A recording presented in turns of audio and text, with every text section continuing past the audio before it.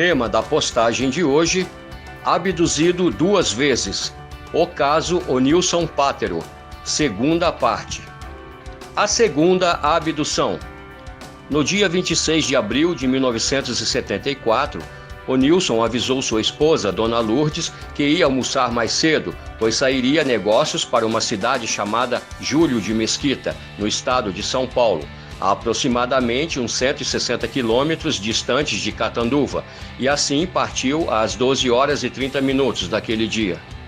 Chegando na cidade de Júlio de Mesquita, às 15 horas, não encontrou o prefeito, com quem havia combinado previamente uma reunião às 15h30, para tratarem da venda de uma biblioteca pública para a cidade.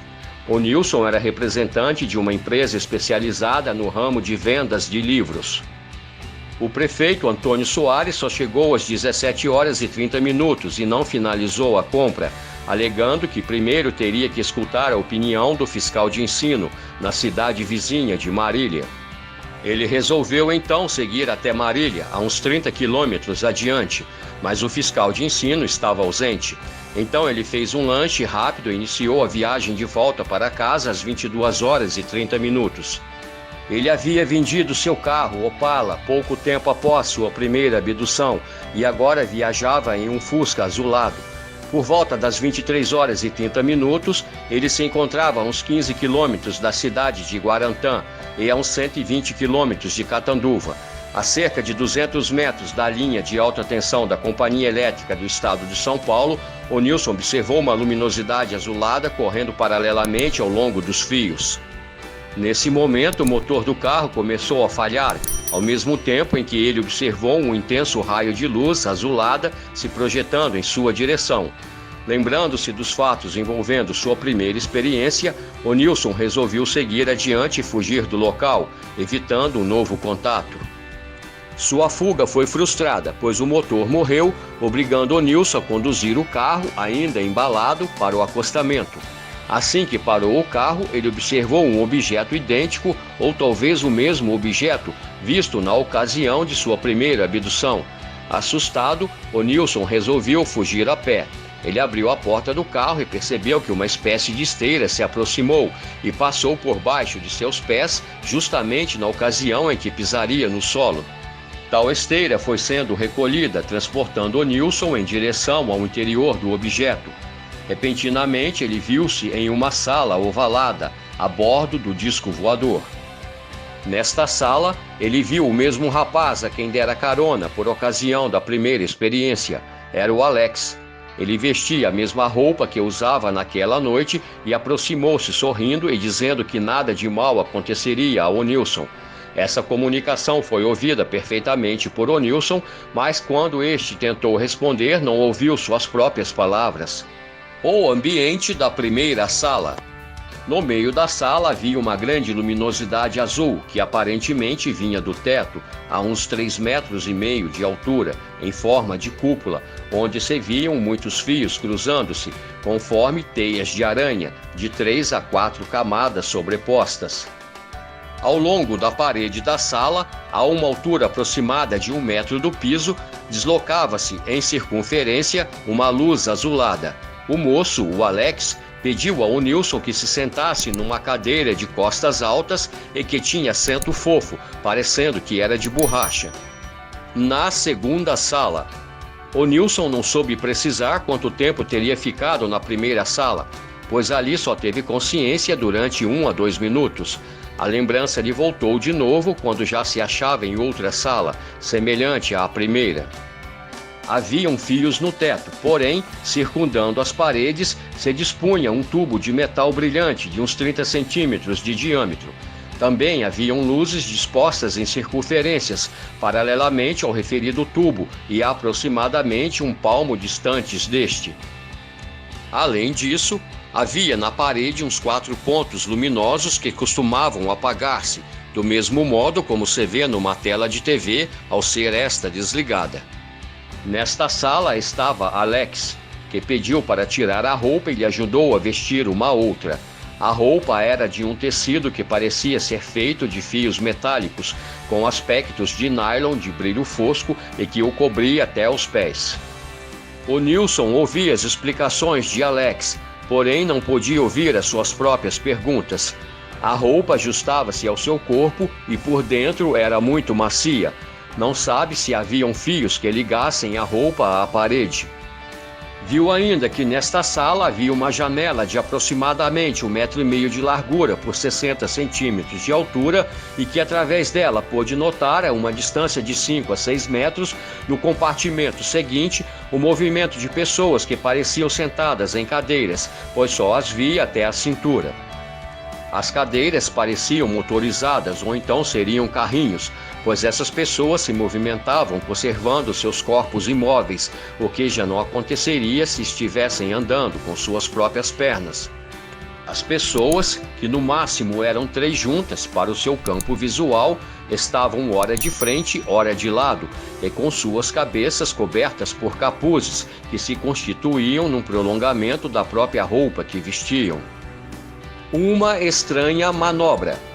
Alex disse a Nilson: "Você vai me ver fazer uma manobra." E ato contínuo, passou a sua mão em um local da parede, onde, em seguida, abriu-se um visor de uns 40 centímetros de largura, que permitia uma visão para fora do disco voador. O Nilson recebeu então um capacete para colocar na cabeça, fechado na parte do pescoço, mas sem provocar falta de ar. O capacete possuía um visor na frente, e o Nilson teve a impressão de que quando este lhe foi colocado na cabeça, passou a ver melhor e para mais longe, distinguindo perfeitamente a paisagem. Não sabia se era de dia ou se era de noite lá fora, mas distinguiu um vale, onde havia uma cidade que lhe parecia do tipo europeu, pois consistia de casas com telhados altos e bem inclinados, e também pareciam haver torres de igrejas. Distante da cidade, talvez a uns 2 quilômetros dela, viu surgir do solo uma formação em forma de ovo, de 4 a 5 metros de largura que, acompanhada de uma nuvem branca, elevou-se nos ares e aproximou-se do local onde ele estava a observar. Se esse ovo entrou no mesmo local onde estava, devia ter sido em outra sala, pois na sua sala nada viu entrar. Alex explicou que eles estavam empenhados em retirar da terra certa substância, a qual facilmente manipulada seria fatal para os discos voadores. Essa substância existiria na terra e forçosamente, um dia, mais cedo ou mais tarde, seria descoberta pelos seus habitantes. Entretanto, eles ainda estavam estudando o assunto para achar uma defesa contra a aplicação nociva dessa substância no futuro e que, pelo andar da carruagem, estavam sendo bem-sucedidos. Uma estranha explicação. Alex ainda explicou que, no futuro, esperavam chegar a um entendimento com os terrestres, mas que, se tal não se concretizasse, seria lançado um pó fino sobre o planeta, semelhante a uma fumaça, mas que não faria mal sequer a uma simples borboleta. Observação. Alex não explicou que tipo de acordo proporiam os terrestres, e nem para que serviria o pó fino que lançariam sobre o planeta no caso de não haver o tal entendimento. Mas acrescentou que, se fosse necessário, trariam o Nilson outra vez, mas acompanhado de uma pessoa de certo nível hierárquico da Terra. Vai entender. A urna. Alex colocou então em Nilson uns braceletes de aspecto metálico, amarelados e opacos, nos pulsos e também nos tornozelos, mas de forma que não o incomodavam. Depois de ter ficado uns 5 minutos nessa segunda sala, foi colocado numa urna, parecendo de isopor, embutida no piso e onde havia lugar para todo o corpo se acomodar anatomicamente. Não sabe, porém, quanto tempo ficou nessa urna, pois não se lembra de mais nada. Só sabe que, quando a consciência voltou, já estava novamente vestido com a sua própria roupa e em outro compartimento mais espaçoso, mas sem a presença de Alex. O terceiro compartimento. Olha só, pessoal, nós vamos acrescentar aqui uma observação feita pela Sociedade Brasileira de Estudos de Discos Voadores e também pelo próprio Nilson, que é a seguinte.